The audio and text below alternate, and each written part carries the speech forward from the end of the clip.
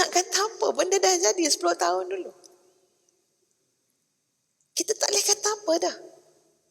Benda dah jadi. Kecuali kita berharap apa dia? Kebaikan daripada Allah Subhanahu Wa Taala. Tapi sebagai manusia, kena ambil pengajaran. Serahlah hidup kita pada Allah Subhanahu Wa Taala. Makin kita serah hidup pada Allah, makin kita nampak hinanya kita. Jenis orang tak boleh pakai kita ni. Punyalah tak bergunanya. Kadang-kadang bila kita makin belajar, ada juga rasa-rasa macam penyesalan. Betul tak sahabat-sahabat? Penyesalan. Ada banyak benda yang mungkin kita lalui dalam hidup ni tuan-puan sekalian. Hikmahnya kita dapat faham tu ke belakang sangat. Lambat sangat. Yang kadang-kadang tanpa sengaja terbit penyesalan. Penyesalan ni tak bagus kalau penyesalan tu bawa kepada kecewa. Ia langsung kecewa dengan Allah Subhanahu Wa Taala.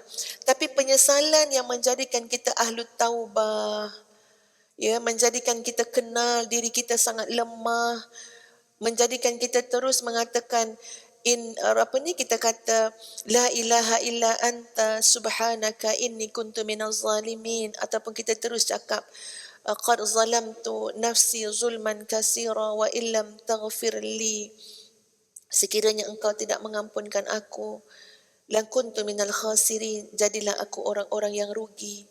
Penyesalan yang itu baik. Penyesalan yang bawa kita untuk islah diri kita, perbaiki diri kita.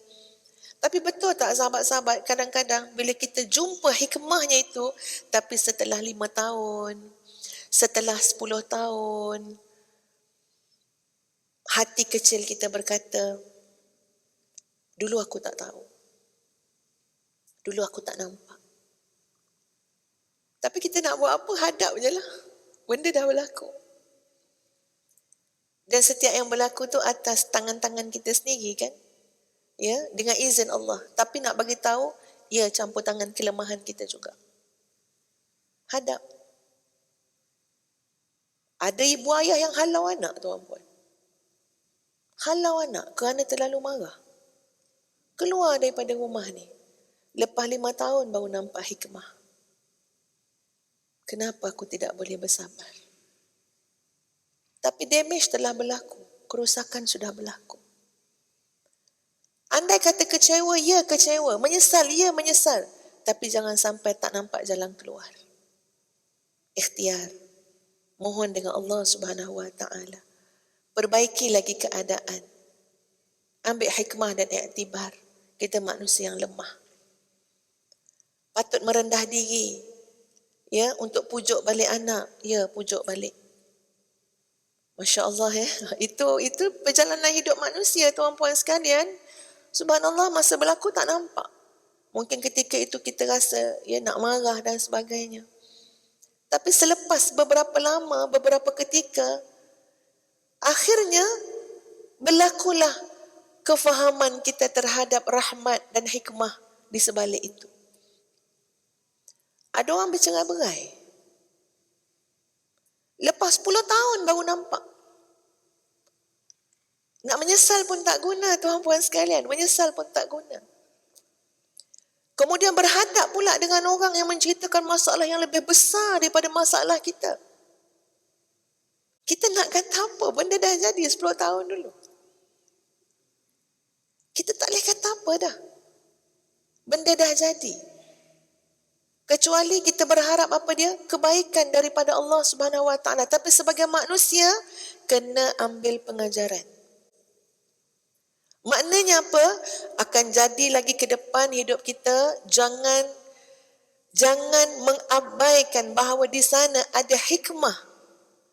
Ada kehendak Allah Subhanahu Wa Taala. Cuba bertenang dan memahami hikmahnya.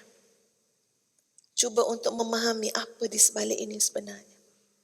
Ya Rabb. Inilah di kehidupannya sahabat-sahabat sekalian. Dan inilah yang dimaksudkan, yang disebut oleh Ibnu Athaillah As-Sakandari, halangan, iaitu Allah tak bagi kurniaan kepada kamu macam yang kamu nak. Kamu rasa benda tu menyakitkan kamu, tapi sebenarnya kamu tak faham hikmah Allah di sebalik halangannya itu. Ya Allah. Ya, kalau hati kita kotor, tuan-puan sekalian, ini Ustaz cakap ni pada diri sendiri ya. Kita tak nampak, sebab tu kita ni nak kena beringat sahabat-sahabat semua, tugas profesional kita, tugas asasi kita adalah untuk membersihkan diri kita. Serahlah hidup kita pada Allah Subhanahu Wa Taala. Makin kita serah hidup pada Allah, makin kita nampak hinanya kita. Ya, kalau bahasa ayah Ustazah, kita ni orang tak pakai kita ni. Jenis orang tak boleh pakai kita ni. Punyalah tak berguna je. Ya, kita nak tengok hina kita tu, aku ni orang tak boleh pakai. Bukan siapa-siapa pun. Betul ihsan daripada Allah. Betul rahmat daripada Allah. Betul kerana pertolongan Allah Subhanahu Wa Taala. Kalau serah kita ni, kemudi diri sendiri, urus diri sendiri, tak boleh pakai punya orang. Cakap tak boleh pakai, perangai tak boleh pakai, fikiran dia tak boleh pakai. Sebab apa? Penuh dengan cita rasa nafsu, hawa nafsu.